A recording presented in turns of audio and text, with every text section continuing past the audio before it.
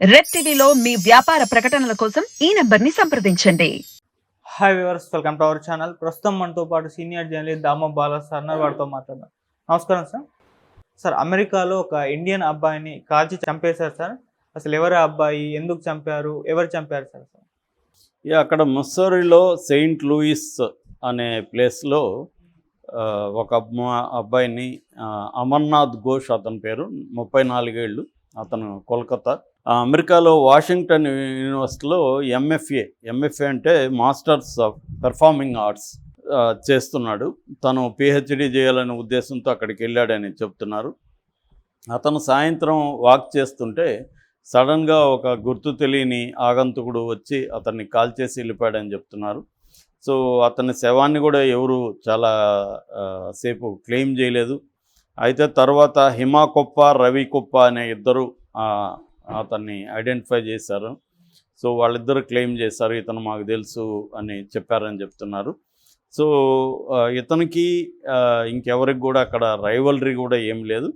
సడన్గా అతను ఇలాగ ఎవరో వచ్చి అటాక్ చేశారు. యాక్చువల్గా ఇతను కూచిపూడి, భరతనాట్యంలో కూడా చాలా ఎక్స్పర్టైజ్ ఉంది. తర్వాత బాలే డ్యాన్స్ కూడా తను ప్రాక్టీస్ చేస్తాడు. కొంతమంది స్టూడెంట్లకు కూడా బాలే డ్యాన్స్ అక్కడ నేర్పిస్తున్నాడు. ఆ రకంగా తను పార్ట్ టైం జాబ్ చేస్తూ అర్న్ కూడా చేసుకుంటున్నాడు. సో అతన్ని ఇలా సడన్గా చంపేశారని చెప్తున్నారు.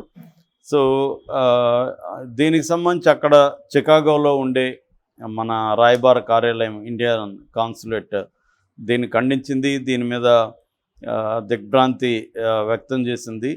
సో వాళ్ళ ఫ్రెండ్ కూడా దేవలీనా భట్టాచార్య అని ఒక ఆమె టీవీ ఆర్టిస్టు, బెంగాల్లో ఉంటుంది.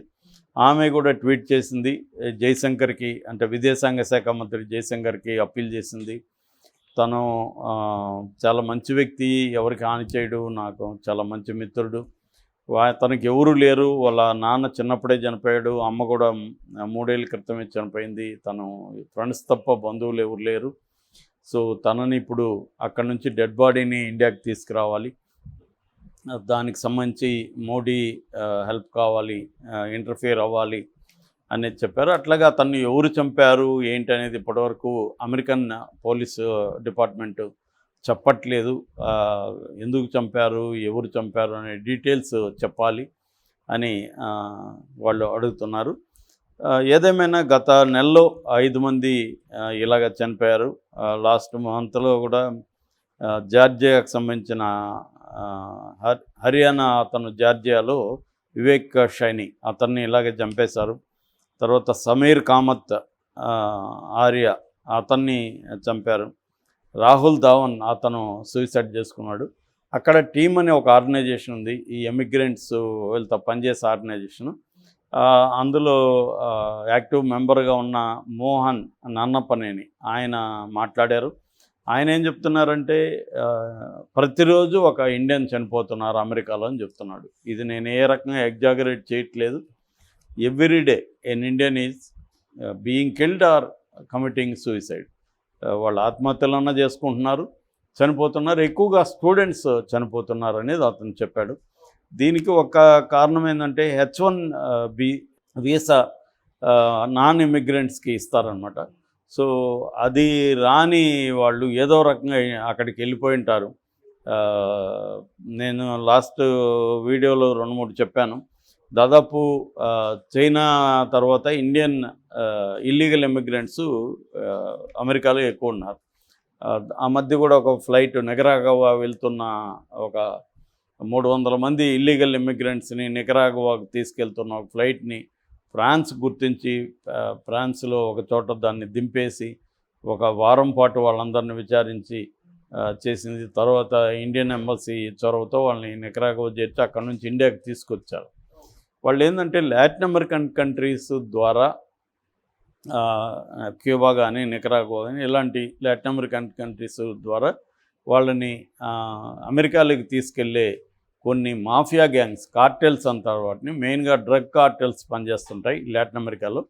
ఈ డ్రగ్ కార్టెల్స్ వీళ్ళందరినీ అక్కడికి చేరుస్తాయి. దాంతో ఒక వ్యక్తిని అక్కడ చేర్చడానికి దాదాపు 15 నుంచి 60-70 లక్షల వరకు కూడా వాళ్ళు తీసుకుంటారు.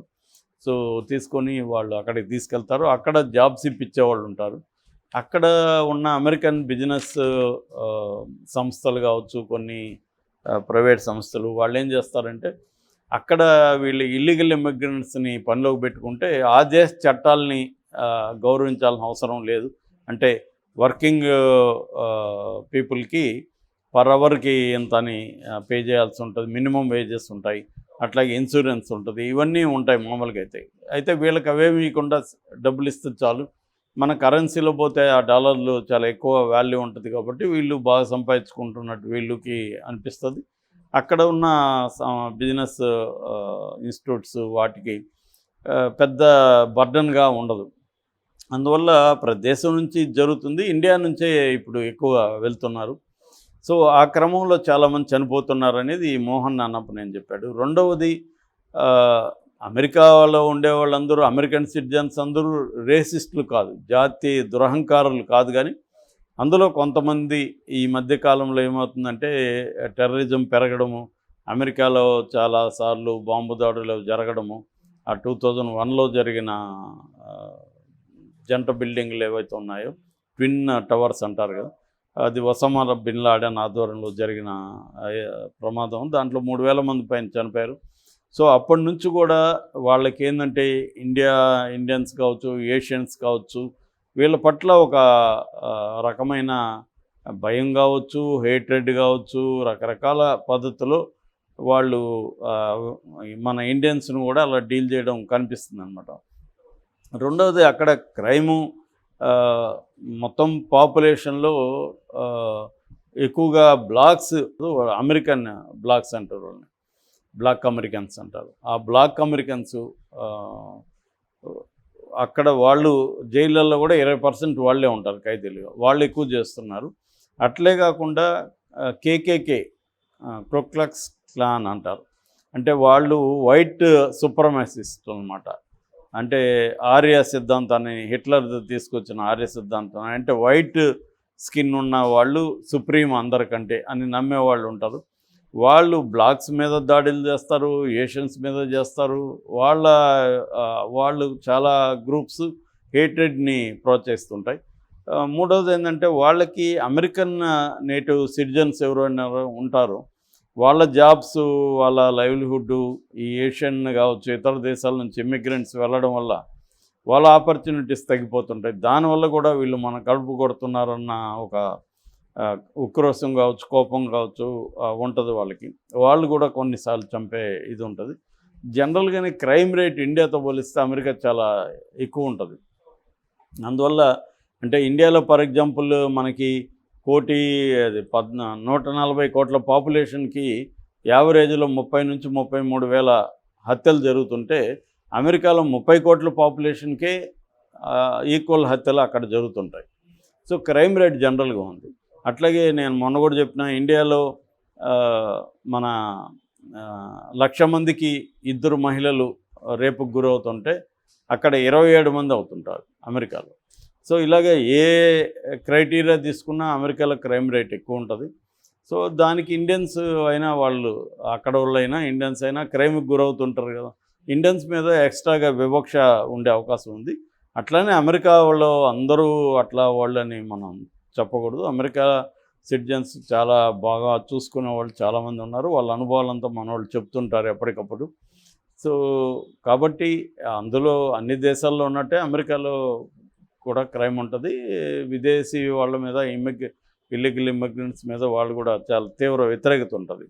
ఆ కాంటెక్స్ట్లో ఈయన చెప్పింది అయితే కొంత అలార్మింగే. ఎందుకంటే ప్రతిరోజు ఒక ఇండియన్ చనిపోతున్నాడు అనేది మనకి షాకింగ్గానే ఉంటుంది. అట్లని ఆయన ఏమంటున్నాడంటే, అట్లని అమెరికా అంటే మీరేం భయపడి మీరు రాకుండా ఉండాల్సిన అవసరం లేదు, ఇక్కడ అందరూ అలాగా లేరు, అందరూ నేను పర్ డే ఒకరు చనిపోతున్నారంటే కేవలం హత్యలని కాదు, ఆత్మహత్యలు అన్నీ కలుపుకొని చెప్తున్నాను అనేది ఆయన అన్నారు. ఏదేమైనా ఇది కొంత జాగ్రత్తగా అయితే ఉండాల్సిన అవసరం అయితే ఉంది. Okay sir, thank you sir.